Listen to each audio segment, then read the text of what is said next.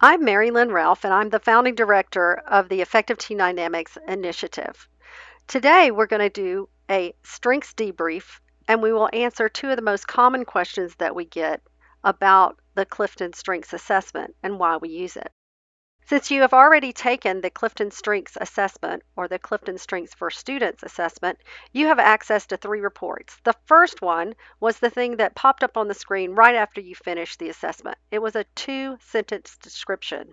The second report is the Signature Themes Report. This report is 5 paragraphs, with each paragraph talking about each of your top 5 strengths or themes. Now for this report, if you are an arranger like me, your paragraph will look just like my paragraph. However, on the third report, the Strengths Insight Report, our paragraphs are going to look different. So the Strengths Insight Report, again, has 5 paragraphs that describe each one of your strengths, but it's your top strength given your other 4, your second strength given your other 4, and so on. So this is a more tailored to your top 5 strengths in this report. And you may find in reading this report that you see more words, phrases, or sentences that really capture you or that really speak to you or you think describes you. What I would like you to do now is to think about the experience of taking the Strengths Finder assessment. And also think, did those words get you?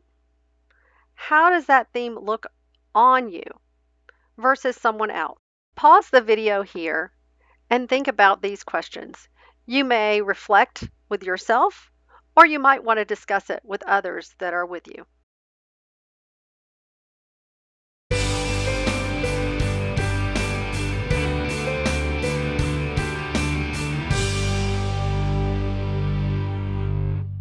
Two of the most common questions that we get is, why do you use Clifton Strengths instead of some other type of tool? And also, I think I need to work on my weaknesses. Why not focus or fix those weaknesses? Why do you want to focus on strengths? 5 things to know about the Clifton Strengths is, first, it's grounded in more than 5 decades of research. Unlike something like what breed are you or what Disney princess are you that you can find anywhere on the internet, this assessment is based on lots of research. It measures the presence of what we call talent. These are 34 general talent areas, and it's not unusual to have some of the words not really describe who you are. The assessment is designed to help you develop your talents into strengths. And this is the one thing that we really focus on here. We want you to use your talents to become better and to become a better teammate. We also use it because it's a language to talk about your talents with others.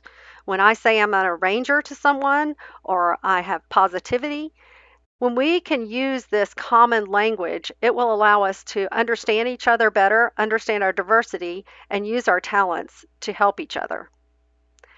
And it will also help us identify our unique contributions that we can make. It all started with Don Clifton, who asked this kind of weird question. What would happen if we studied what was right with people versus what's wrong with people? And my having positivity in my top 5, I love this question. It was a very weird question to ask 50 years ago because everyone was trying to fix what was wrong with everyone. Looking at what is right with people really helps us become excellent. The next activity helps us explore this idea. So for this activity, you are going to need a piece of paper and something to write with. If you don't already have that with you, please pause the video. So what I want you to do is, I have a timer here, and what we're going to do is we're going to have you write your first name, just your first name, as many times as you can on the piece of paper. Don't start yet. I'm going to say ready, set, go, and then you can go. So you're going to write your first name on your paper as many times as you can. Ready, set, go.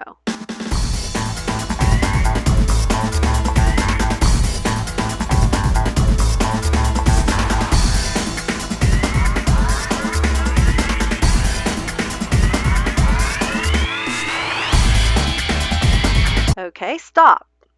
How many times were you able to write your name? Take a tally. I was able to write mine 10 times. How about you? How about the other people that you are with? Who won the contest there? Okay, I think you can do better on a second go. So let's try it again. So turn over your paper so that we know you're not adding to your list. And again, we're going to write your first name as many times as possible. And I'm going to tell you when it's time to start. Ready, set, oh, wait, change your pencil or your pen to your other hand. Go.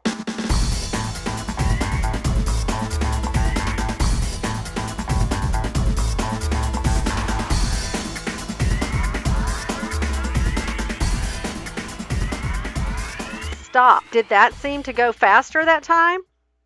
Were you a little bit frustrated? If you were with other people, were you laughing? Were you crying? I was only able to write my name 6 times, but if I look at the list, I can only read about 3 of them.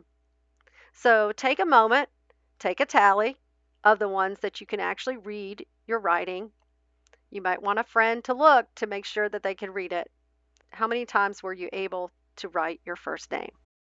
So we're going to spend the next 2 hours working on writing your name with your non-dominant hand so that you can overcome that weakness.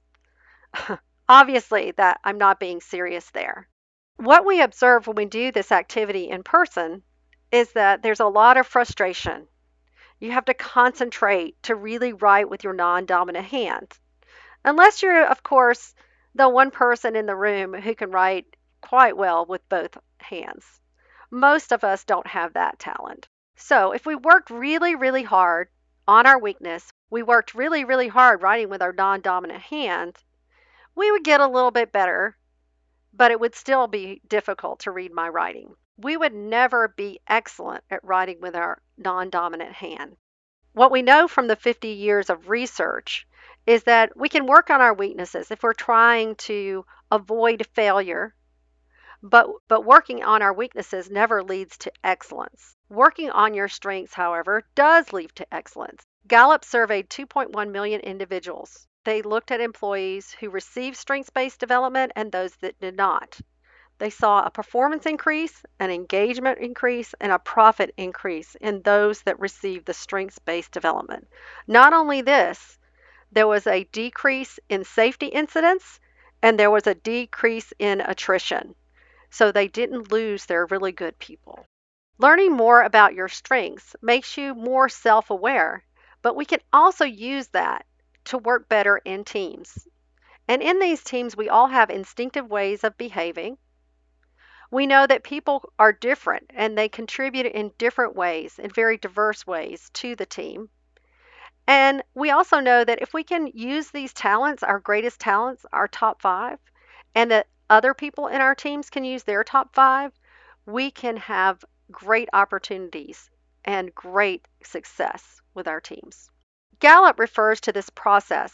It's called name it, claim it, aim it. Name it, you took the assessment and it named your top 5. Claim it, you read one or more of your reports and you noted which words, phrases, or sentences really captured you. And aiming it is the next thing we would like to do. We would like to aim it to get excellent results. The rest of the Effective Team Dynamics Initiative activities really focus on aiming your strengths for your own success and the success of your team. Thank you so much for watching. We look forward to you completing more ETD initiative activities.